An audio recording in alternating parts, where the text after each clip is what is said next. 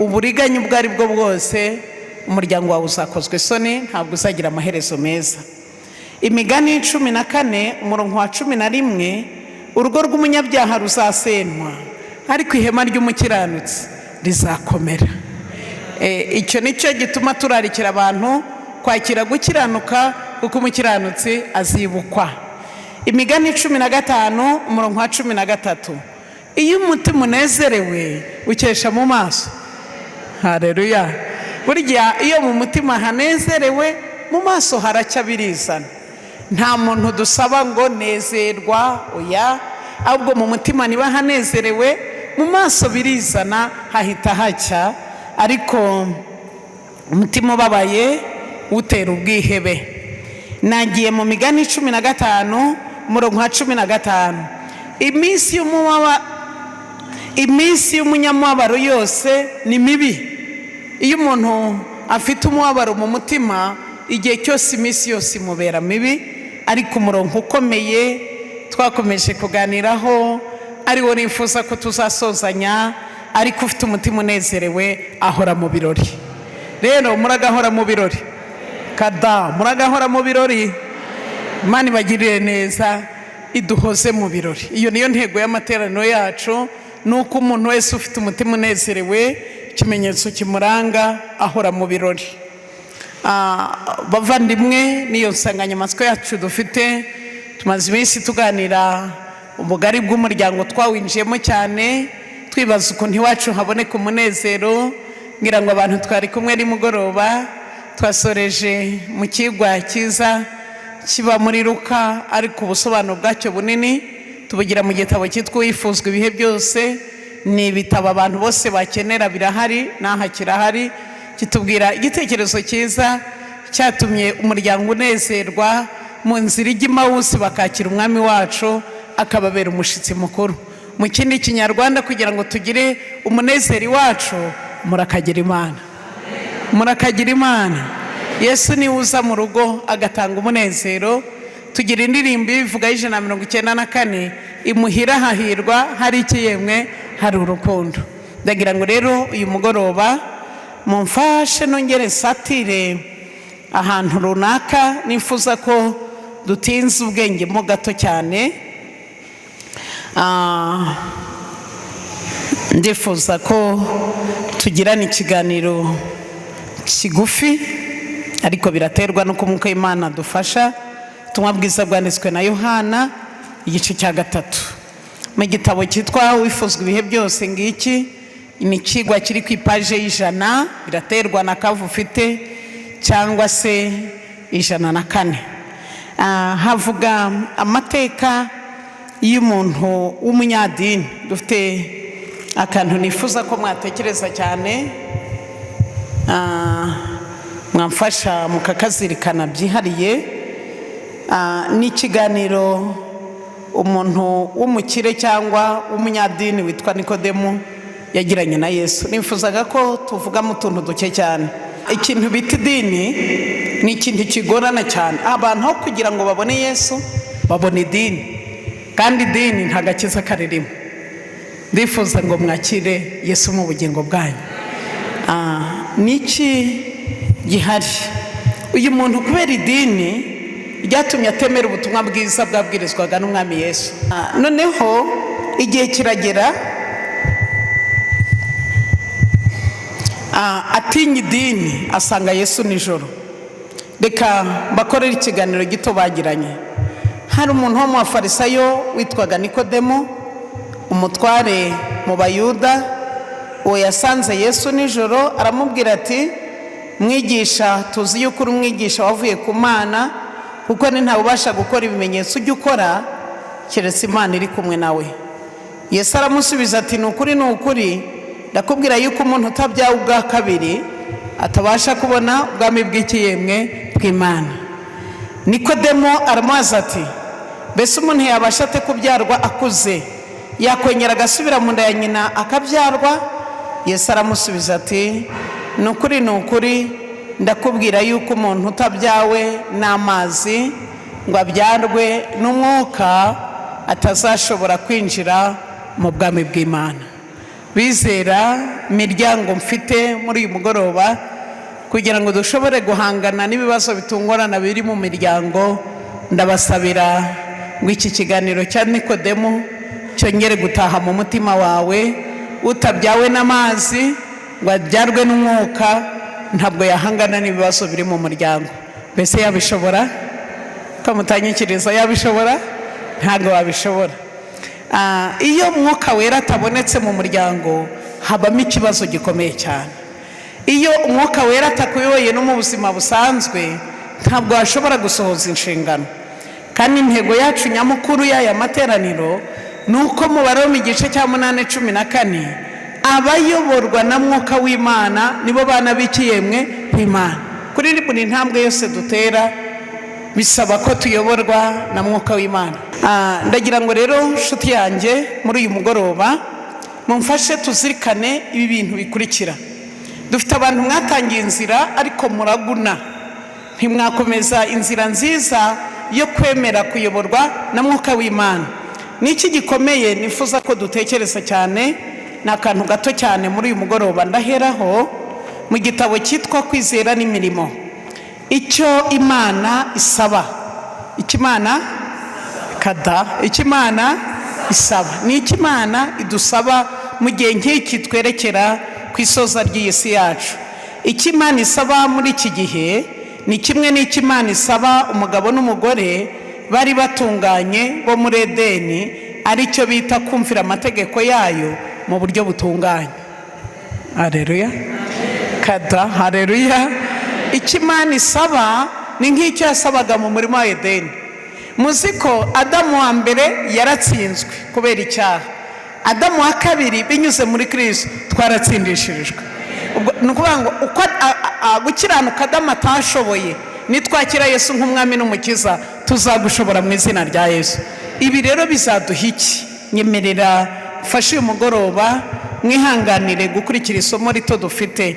Ikimana isaba muri iki gihe, nyasubiyemo mwihangane, ni kimwe rwose n'ikimana yasabaga umugabo n'umugore bari batunganye bo muri Edeni, aricyo kumvira amategeko yayo mu buryo butunganye. Amategeko yayo ibihe byose ntabwo ahinduka. Urugero ruhanitse rw'ubutungane rwo mu isezerano rya kera ntabwo rugabanwaho mu isezerano rishya. Ntabwo ari umurimo w'ubutumwa bwiza koroshya ibisabwa n'amategeko y'Imana, ahubwo umurimo wabwo ni uwo kuzamura abantu bakagera aho babasha kwitondera amategeko yayo. Imana yacabwa icyubahiro. Kugira ngo ushobore kwitondera amategeko y'Imana bigusaba iki? Bigusaba kubaka isano iguhuza n'Imana. Kunanirwa gukiranuka ni ikibi ubukoze, gutandukana n'Imana. Munyemerere rero sobanura ibi bintu bito cyane. Ni byiza ko iki kintu tukiganiraho mu kanya gato sigaranye tutaratandukana. Ndagira ngo ntangaze ikintu mutamenye. Baba bizera mugiye gutangira urugendo uyu munsi, baba bizera tumaze igihe muri iyi nzira, kankubwire, nutandukana n'Imana nta cyaha utakora. Se muri kumwe nanjye? Nta cyaha utakora. Biriya byose mubona biri hariya, bya bindi papa yahoze atubwira by'abasinzi n'abameze bate, biriya byose nawe bikurimo hafi, kuko umutima wa kamere ni umwanzi w'Imana.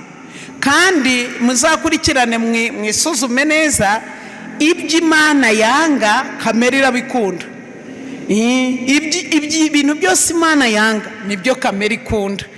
Ibyo kamere ikunda umwuka arabyanga. Nukuvuga ngo igihe cyose umuntu ahora ari igihabane.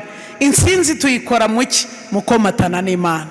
None rero munyemerere wenda mabwira akantu gato cyane, mubwira ko nutomatana n'Imana nta kintu na kimwe utakora kibi. Utumwa cyangwa igitabo cya mbere cya Samweli, ndambura Bibiliya nkuganiriza akantu gato cyane. Buriya utandukanye n'Imana, ibyo wanze byose n'ibyo warwanije waba hirya yabyo. Nicyo gituma turarikirwa gukomeza gusigasira kubaka isano iduhuza n'Imana kandi cyane. Kandi twakomeje kureba aho twabikura, ngira ngo nimugoroba abantu twari kumwe, Imana irongera guhamagarira abantu byukurye, kuko urugendo rumeze rute? Ni rurerure. Byukurye, nongera kubahamagarira kongera kubyuka mukarya kuko imbere yacu hari urugamba runini tugomba gutsinda, ariko nitutaba mu ruhande rw'Imana nta na kimwe twashobora gutsinda. Igitabo cya mbere cya Samweli igice cya 28 ndasoma mpere ku murongo wa 3. Niki mu gihe cya kera abantu bahuriragamo n'Imana. Ndagira ngo mbaganirize gato uburyo bwihariye mu gihe cya mbere abantu bubakagamo isano bahuza n'Imana. Umugane wa mbere, burya kuva isi yaremwa hari uburyo bwihariye Imana yagiye ivugana n'abantu, imvugo y'Imana mu bihe bitandukanye. Uburyo bwa mbere, iyo dusomye mu gitabo cy'Itangiriro igice cya mbere kibanza, Imana ikimara kurema Adamu na Eva, abasomye Bibiliya haratubwira ngo yavuganaga n'Imana imbona, oya munatakaye, imbona uku turi kurebana. Imana yazaga gusura Adamu bakaganira, Imana ikamuha amabwiriza, Imana ikagenda, Adamu agasigara. Adamu amaze gucumura mu Itangiriro igice cya 3, iyo mvugo irahinduka. Niki cyatumye ihinduka? Adamu amaze gucumura mu gice cya 3 cy'igitabo cy'Itangiriro, Imana yaje kureba Adamu. Adamu aho gusanganira Imana ahunga iki? Ahunga Imana, arirukanka.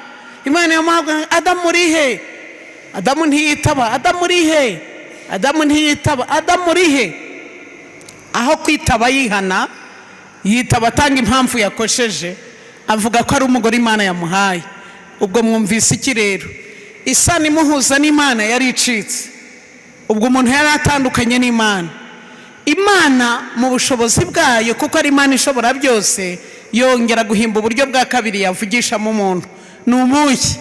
Nibura itoranya abantu bita abahanuzi. Umuhanuzi ni muntu ki? Ni umuhuza w'Imana n'abantu. Sinakomeza. Nuhango umuhanuzi yaragendaga akavugana n'Imana. Yarangiza umuhanuzi akaza akabwira iteraniro.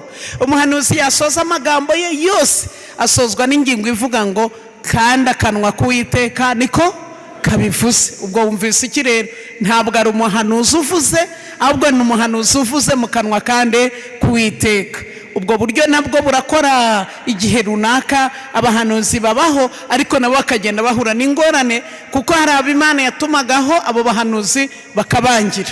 Uburyo bwa gatatu Imana yongeye kuvuganamo n'abantu ni indi mvugo yitwa ubuturo bwera cyangwa ihema ry'ibonaniro.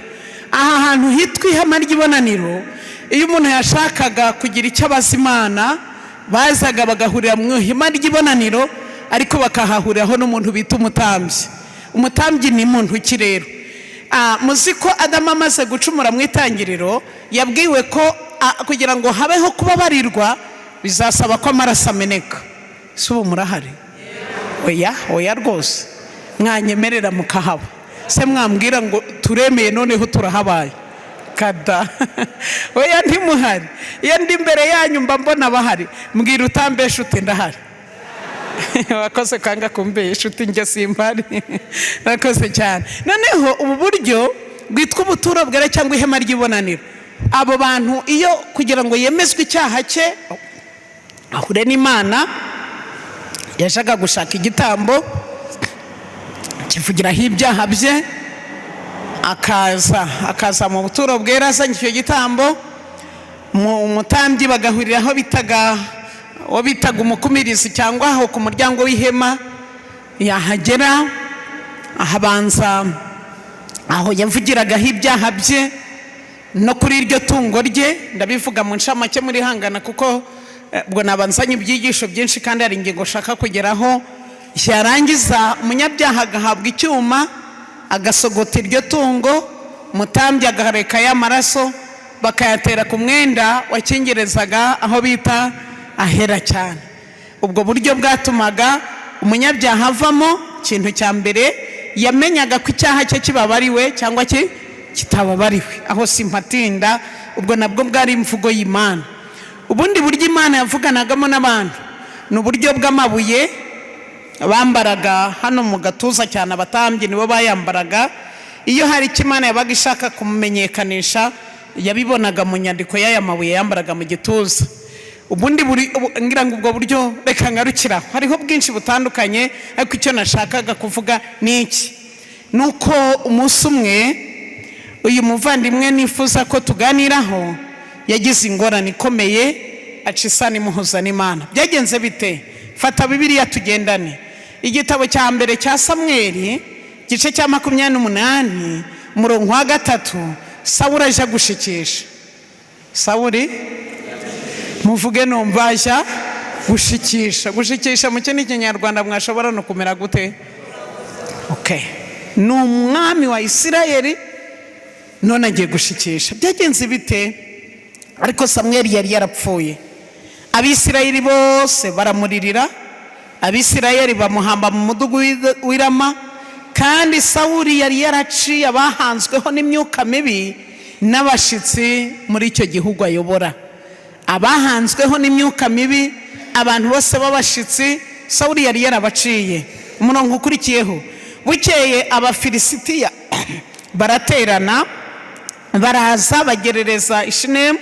Sawuli nawe ateranya Abisirayeli bose bagerereza aho bita Gilibowa.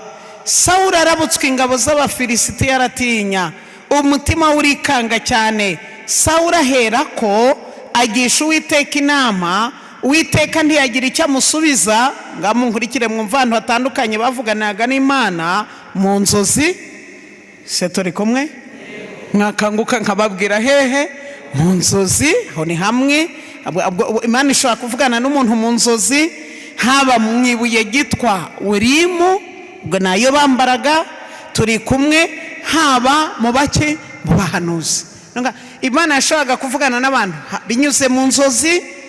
Ngira ngo abantu musoma Bibiliya zanyu kambonereho kubwira abantu abantu bikomejemo tubwiriza ubutumwa bwiza bakikomeza, namubwira kwihana akikomeza. Dufite n'abajyana ngo sinari nabitekerezaho, nuko Imana itaragusura. Imana ni gusura, nta no kubuja. Umuntu Imana yasuye byamunanira ko yihana? Ko mutansubiza byamunanira? Reka nkabwire, mfite umuntu wantangaje cyane. Buriya ushaka wakwihana neza, nta mahana araza, kuko amahane nayo Imana irayafite. Uzi ko nayo yafite igushaka. Icyo nshimira Imana n'ubu urukwidegembya, ariko nigukenera izagufata. Jya nkunda igitabo cyitwa Abahanuzi n'Abami cyane, mwumva ko nkivuga kenshi. Ubwo nuko nakigiyemo ibintu by'ingenzi cyane. Umugabo w'umwami wita Nebukadinezari yanteye gutekereza ko nta muntu n'umwe wananira Imana. Ni umwami Nebukadinezari, ni wowe wayoboye bwa mbere, ni umwami wayoboye isi bwa mbere mu ngoma yitwaga Babuloni. Uwo mugabo rero arikomeza akumva ntawamubwira Imana, Imana iri yizira ntamubwiriza itumye. Byagenze bite? Yararyamye nijoro. Nabwiye ko mu nzozi Imana iravuga cyane. Araryamye nijoro, arasinziriye ku gisasiro cye, kugira ngo wumve ko Imana itegeka ikintu cyose cyo muri wowe. Imana imugenderera mu nzozi, arota inzozi, arazirota we. Ariko bukeye mu gitondo biravuga ngo agenza ate? Arazibagirwa. Murabisoma muri Daniyeli igice cya 2. Inzozi ashaka akabikurura, ariko akibuka ko yabirose bikamuyobera. Noneho mu gice cya 2 bisoza ahamagara abanyabwenge bose n'abapfumu n'abakonikoni ngo basobone iby'izo nzozi. Bigenza bite? Biranga. Ngira ngo mumfashe uyu mugoroba muzirikane ikintu cy'ingenzi. Nta hantu nta biru ufite byarwanya Imana, kuko n'umwami Nebukadinezari abakurikiranye amateka byasoje yihanye na neza cyane arihana, ahubwo arihana arakutura kurenza abandi bose.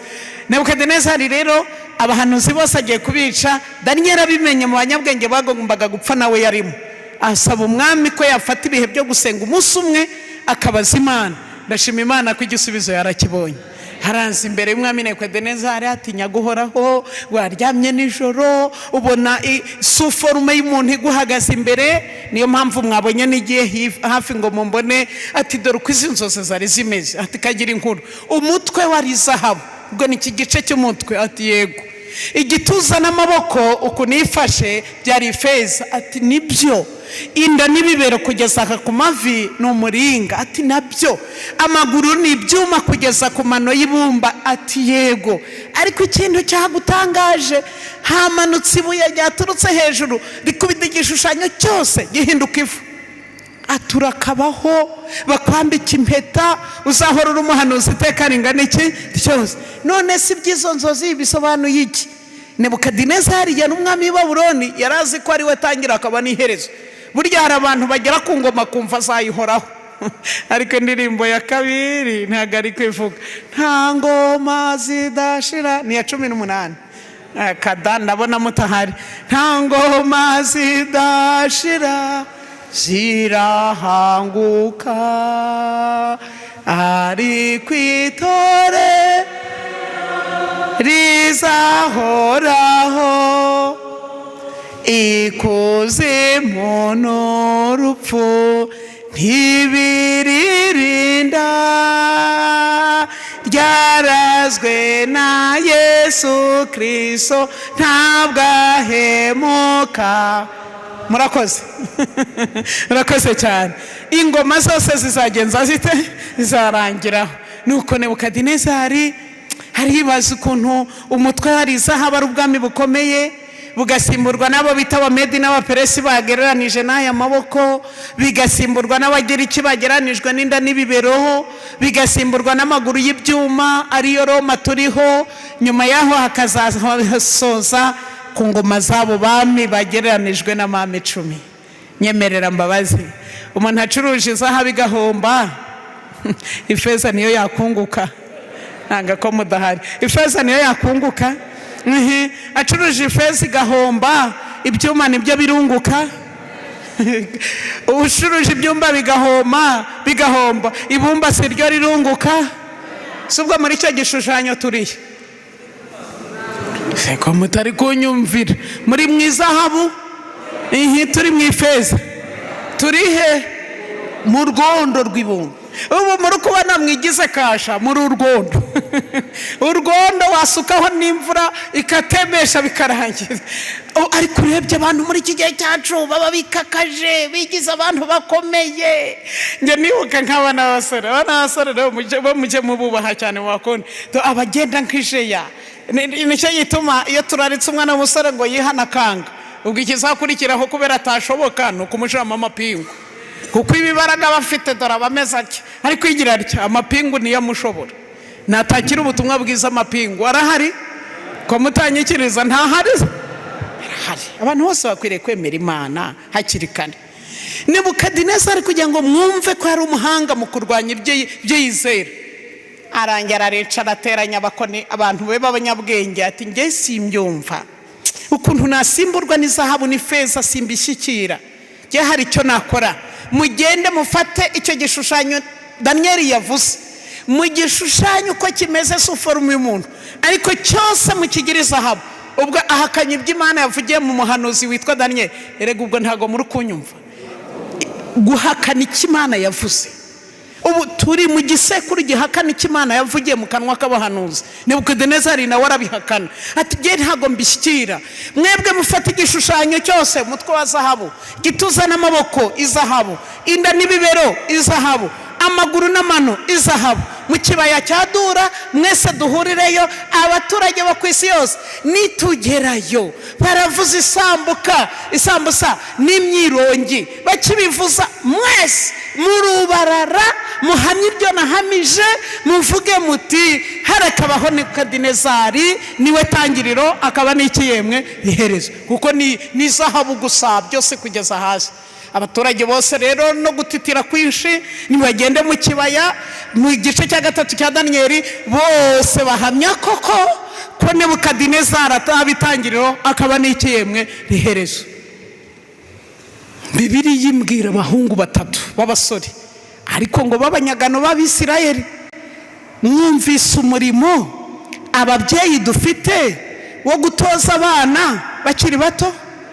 Ntago mubyumvise? Yego murakagira Imana. Nshuti zanjye, Bibiliya mvuga ngo menyereza umwana inzira akwiye azarinda asaza atarayivamo. aba bana mubona bato n'ababwiriza bakomeye cyane, burya imiryango igerageza mugakomeza kugira amateraniro iwanyu, Imana ibakomeze. Muriho murakora umurimo ukomeye. Abana bacu munyemerere namwe igihe iwanyu hari amateraniro mutega Imana amatwi. Ibintu mwiga mushobora kutabibyaza umusaruro none, ariko ndashima Imana ko igihe kizagera mukerekana ko muri Isirayeli hari Imana. Ndabyibuka abana b'abasore batatu bihandagaje, isi yose yubamye, twebwe wapi? Kuko mu mategeko 10 itegeko rya mbere riravuga ngo ntukagira izindi mana hehe maso ya. Buriya bari abantu ba kera babana, umuzi ko bababwiraga ngo Nyagasani bitwa Imana. So ntimubyumvise, Nyagasani nyaguhoraho niko bababwiraga. Buriya hari icyo mutamenye, burya ngo ba Daniel igihe bajaga i Babuloni muri Daniel igice cya mbere musabisoma mu bahanuzi n'abami, kugira ngo babake amazina yabo babite amazina y'ibigirwamana, bwari uburyo bwo kubasibyamo Imana. Kuko niba Daniel Imana niyo mucamanza, nibabimusibyamo ahita bamwitira ikigirwamana. Daniel yitwaga harya ni Bedenego, ni harya yitwaga nde izina bamuhimbye Daniel. Bariya basore bose bari barabahimbye amazina.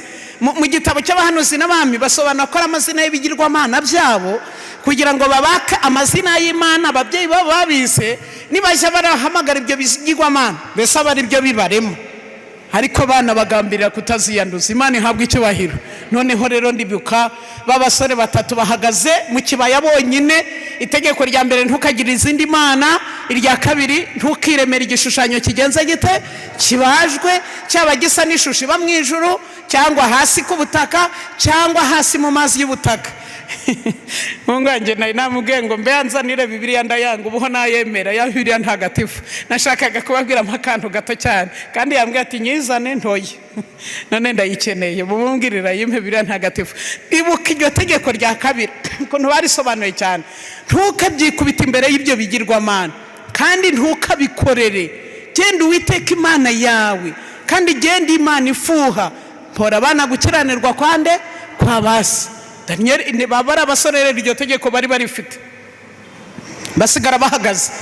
Nebukadinezari ati nimwe mwabyitumye. Bibiliya itubwira ukuntu babashize mu itanura ry'umuriro barashya. Aya mwacitse intege ntimuhari, barahiye. Mu masezerano Imana itanga hamwe birivuga ngo nujya mu muriro ntuzajya, nuca mu mazi ntazagenza ate ndashima Imana ko basigara ari bazima.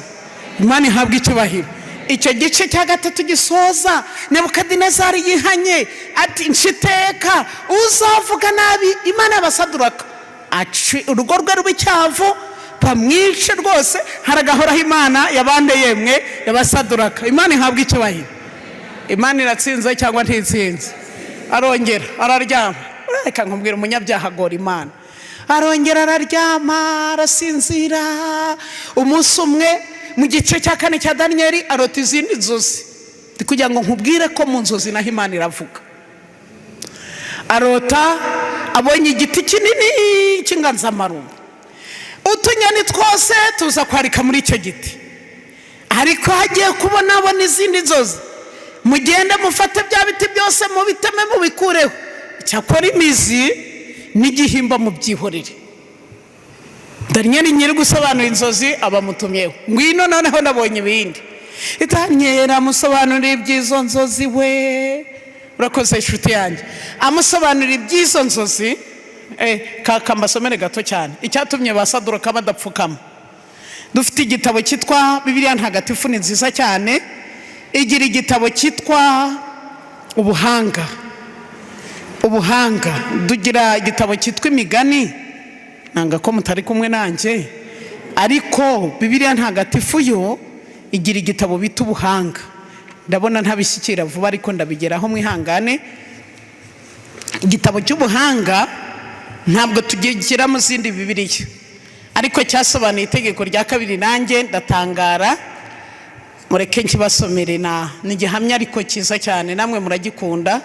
Icyo nzi ni kimwe, iyi Bibiliya muzayigura ni mwihana.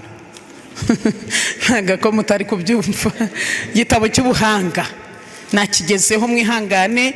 Ni igice cya 13 mwumva uko basobanuye itegeko rya kabiri ry'abantu barema ibishushanyo. Ni Bibiliya ntagatifu, nta wundi muntu w'umuhanga wabisobanura. Uyu ni umuhanga cyane.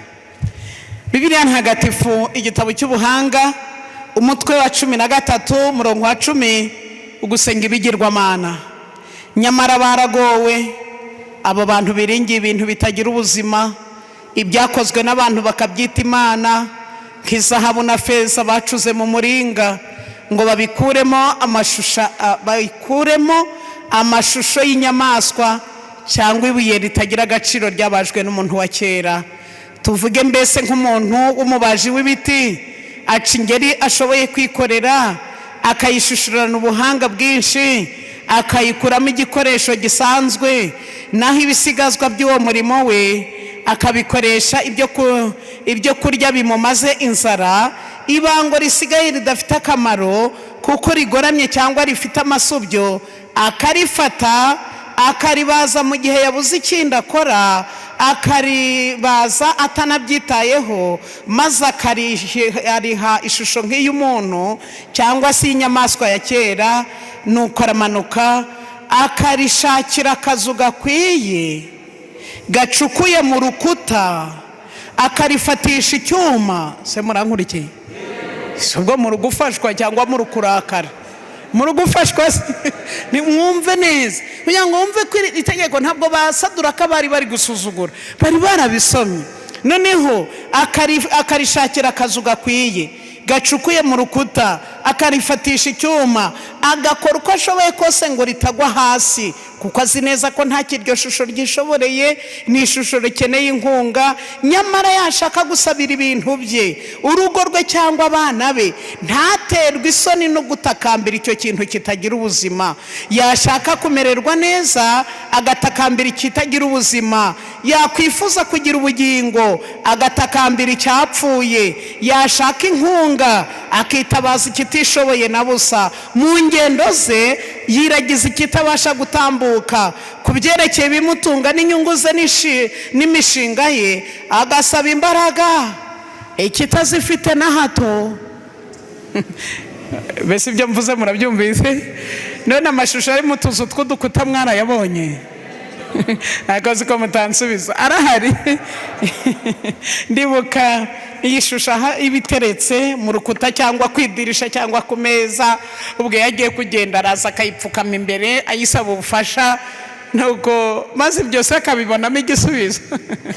Nacyaka kugira ngo akomora kumvise hari icyo kabatwaye. Yesu niwe wabwirije muri Luka igice cya 4 cya Luka, arangije aravuga ngo uyu munsi ibyo byanditswe bisohoye mu matwi yanyu. Umwuka w'Imana agusobanurira ibyo bintu mu izina rya Yesu. Icyo nashakaga kubabwira ba Danieli, ndihuta kwari kugira ngo icyo gihamya sige nkibasomeye gato cyane, muzamenye ko ababibamo ikibabibabeshamo simbizi. Icyo nshimira Imana, Bibiliya ntagatifu bivuga neza. Imana ihabwe icyubahiro. Ubwo bivuze ngo umugenzi naho yaba ari umuswa ntazayoba, kuko nanjye mu byatumye nabaga mu bizera ibi ngibi ndi kubabwira, ndabyibuka ahagana muri 85 twari twatambagije ishusho nziza ya Bikira Mariya. Njya mbyibuka, ndabivugaho gatoya simba ikeneye cyane kubitindaho. Noneho ndabyibuka kuko twe twarabana b'abasore, twari twagiye kuzana iyo shusho ahantu kure.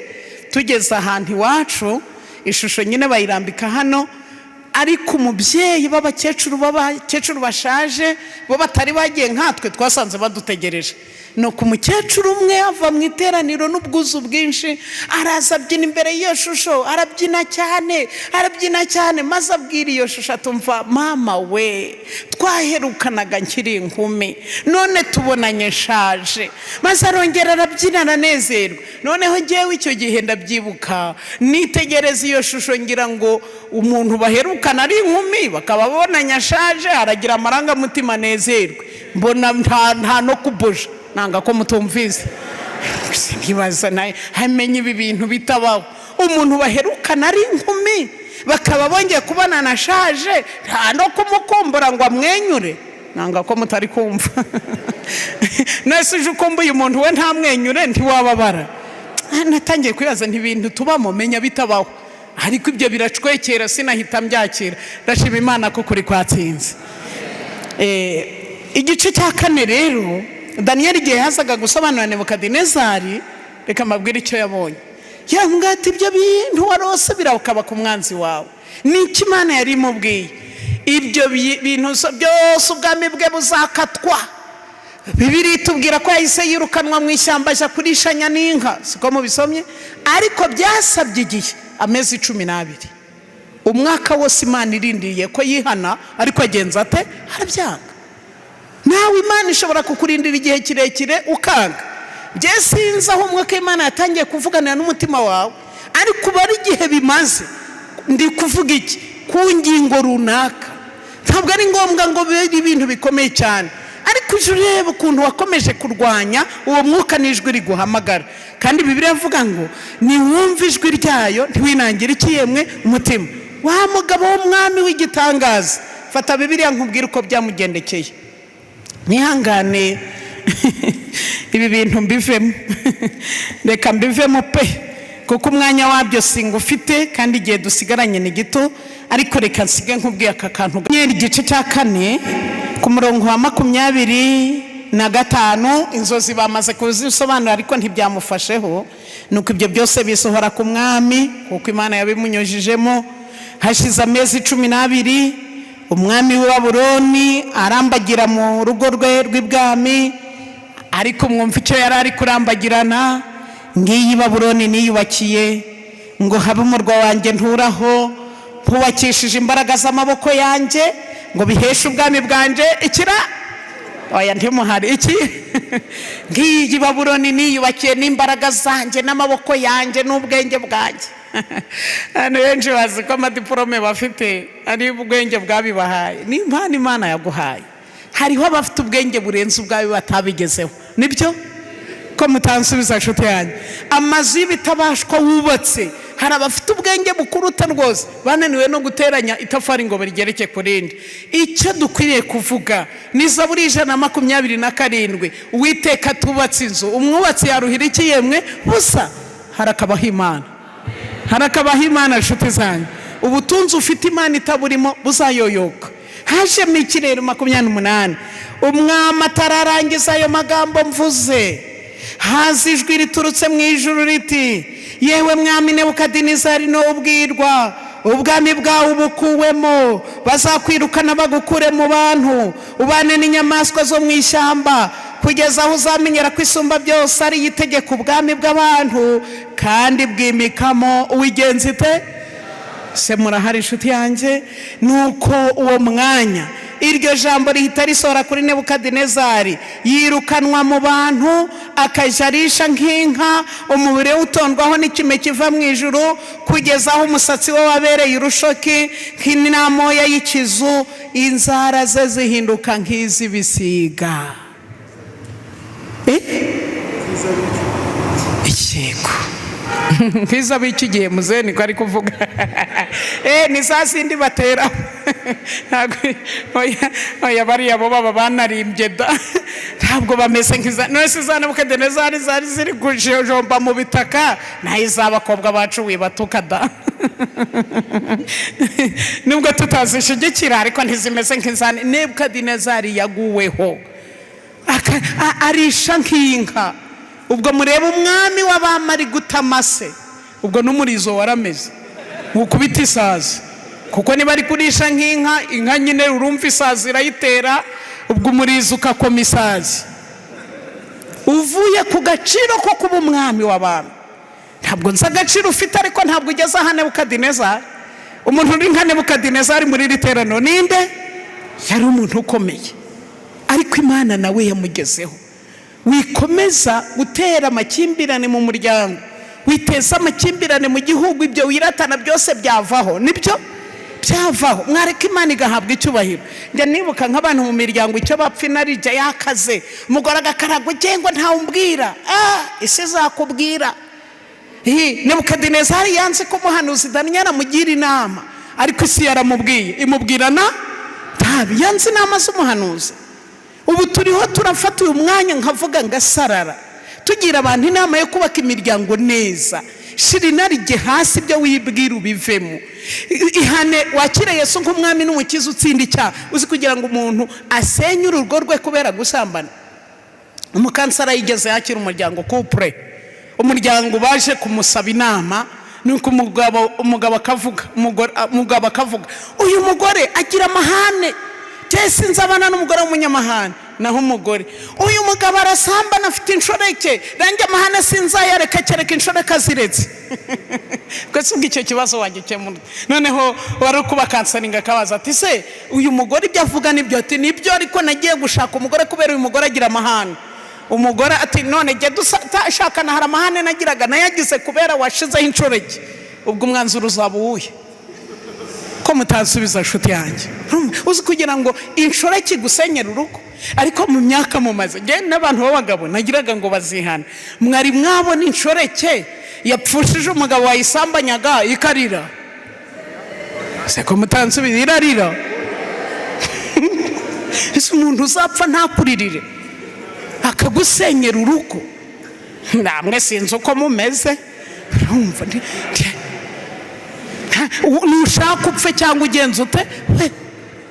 Ariko agafata umuntu uzafata ubuzima bwe akakwita akagukurikirana akamuhoza ku nkeke. Bitsindwe mu izina rya Yesu. Ariko icyo nakubwiye ibiri ufite Nebukadineza arabikurusha, ahinduka inyamaswa. 3:1 niwo nshaka, niwo murongo hatumye mfata iki gitabo. Maze arandika aravuga ngo hanyuma y'iyo minsi ngewe Nebukadinezari nuburira amaso yanjye mu ijuru ngarura kenge, ntera ko nshima Imana isumba byose, vuga ngo amena. Ndayambaza nubaha ihoraho iteka ryose. Tega amatwi amagambo akomeye, kuko ubwami bwayo nibwo bwami butazashira, ingoma yayo izahoraho uko ibihe bihaye ikiyemwe ibindi. 32 ariko abo mu isi ni nk'ubusa imbere yayo. Ni iki? Aya mwanze kunyekerereza mutagira ngo ndabavuze. Ariko abo mu isi bose ni nk'iki? Abo bose mubona bakomeye bavuga isi gatitira, bose imbere y'Imana ni iki yemwe? Busa. Ni nk'iki tariho? Ni ubusa. Uteruwe n'Imana nta biro wagira, wahinduka ubusa. Abo mu isi bose ni nk'ubusa. 32 abo mu isi yose ni nk'ubusa imbere yayo, ukora uko ishaka mu ngabano zo mu ijuru n'izo mu bantu, kandi ntawe ubasha kuyikoma mu nkokora. Nta n'umuntu wayibaza ngo uragira ibiki. Hari wayibaza?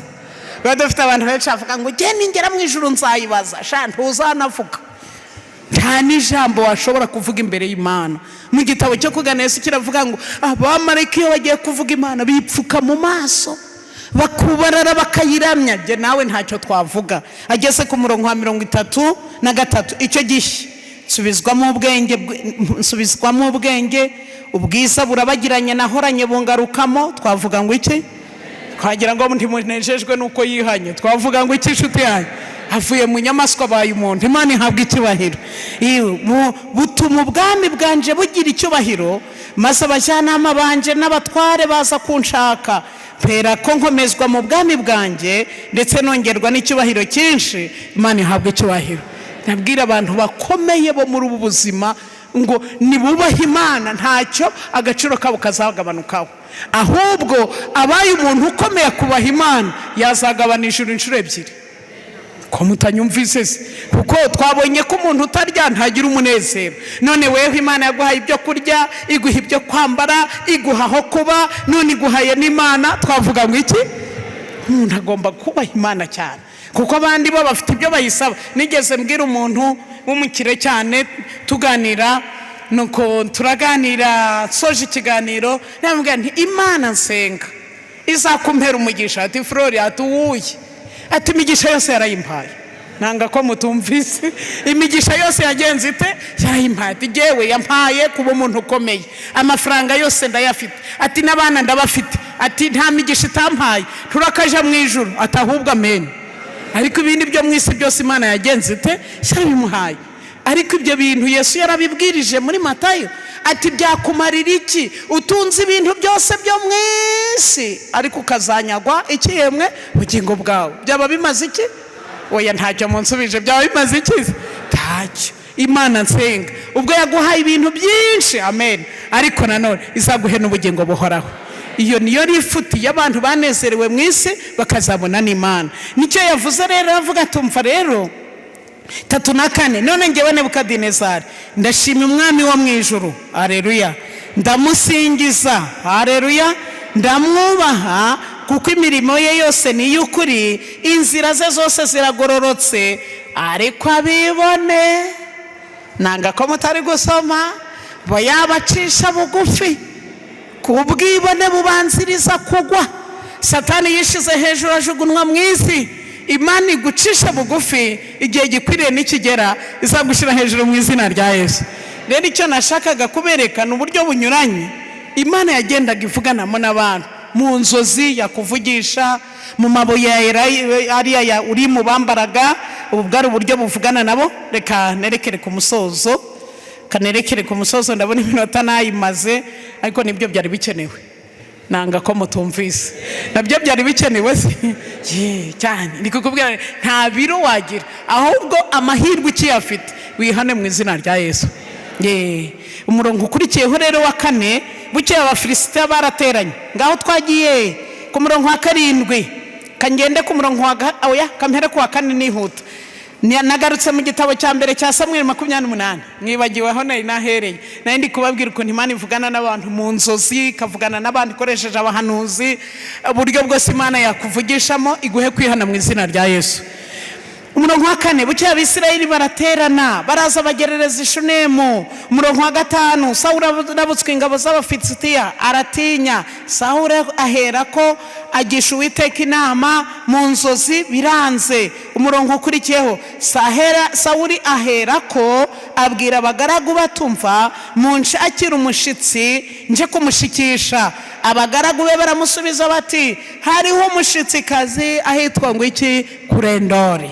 Umurongo wa 8, nuko Sawuli agenza ate? Oya makanguke mwinsinzirana, agenza ate? Ariyoberanya. Abantu benshi kugira ngo bajye gukora amarorerwa barabanza bakagenza bate? Bakiyoberanya. Nwese mbabazi, igisimba tugira mu Rwanda, agasimba kahaba kiyoberanya kitwa uruvu. Uruvu nirwo rufata buri sura yose bagezeho. Ubu dufite abantu bafite isura y'ako gasimba, ariyoberanya. Amaze kwiyoberanya bigenza atereka nihute, nuko Sawuli ariyoberanya, aragenda yambara indi myambaro, ajyana n'abagabo 2 baje kuri uwo mushitsi nijoro. Maze Sawuli aramubwira ati, ndakwinginze nshikishiriza ukoresheje umwuka uguhanzeho, unzurire uwo nkubwira. Munyemera aka kantu nkavuge gato tugiye gutandukana. Dufite abantu benshi bazi ko Satani nta bushobozi afite. Arabufite? Aya ntago munsubira. Arabufite? Bwinshi cyane. Nicyo cyatumye ngo uyu murongo ngo utekerezeho. Uko abantu benshi bazi ko nta bushobozi Satani afite. Bafite naje akaravuga ngo n'intare yakutse amenyo, abitwa bajiya ngo tumukandagire Satani, akaguru yagaca neza. Mu bintu mwikinisha mu Satani. Ububasha arabufite cyangwa ntabwo afite? Abasomye muri Matayo Bibiliya tubwira ngo azamanura n'umuriro umanuke mu isi, abantu bagenza bate? Bawurebe. Kuko abantu benshi mu kuyobera muri iki kintu bitwaje ngo none se ngo ko ibyo yambwiye nabibonye. Kankubwira ibyo yabonye ahubwo hano Sawuli utigeze umenya. Byagenze bite ku murongo wa 9? Namubwiye ati, ndakwinginze nshikishiriza ukoresheje umwuka uguhanzeho, unzurire uwo nkubwira. Uwo mugore aramusubiza ati, mbese ntuzi icyo Sawuli yakoze? Wari kubwira ninde? Mwakoze kunkurikira, ni Sawuli. Ntabwo uzi ko yarimbuye abahanzweho n'imyuka mibi n'abashitsi akabaca mu gihugu? Ni iki gitumye utega ubugingo bwanje umutego kugira ngo uze kunyicisha? Sawuli aramurahira Uwiteka ati, nkurahiye Uwiteka uhoraho, icyo cyo ntacyo kiri bugutware, kuko wari guguhana ninjye waje. Ngo si mubyumvise se? Kuko wari uramuhana, none ninde? Niwe. Ariko umupfumu ntabwo azi umuhagaze imbere ko ari inde yemwe, ko ari Sawuli. Byagenze bite ku murongo wa 10? Sawuli murongo wa 11, umugore aramubaza ati, none kuzurire ndi? Subwo murankurikiye? Undatumva rero. Umwami aramusubiza ati, nzurira uwo bita inde yemwe Samweli, niwe shaka ashatse umuhanuzi atakiriho yarapfuye. Ubu muri kubona turi kubwiriza abantu batabyitayeho, bazadushaka. Dore kureba igihe nabasuriye mukanga kunsura, ubu buhanuzi ndi kubwiriza nibusohora muzatonda umurongo mwese muza ngo mbabwirize. Byanditse mu ntambara ikomeye, kandi ubwo Imana yabivuze no gusohora bizagenza bite? Bizasohora. Abasomye intambara ikomeye igitabo gito cyo ku ipaje yacyo 110, mubonaga ko akundi bya bitabo mazimi sindi kubibanika imbere umugani wa muyobozi ngo ni iduka, ngo iduka rya Florida niko ari yarabyize. Bira bitabo do byose ngiye mbyanura mbisubizayo, musigaye ntacyo musigaye.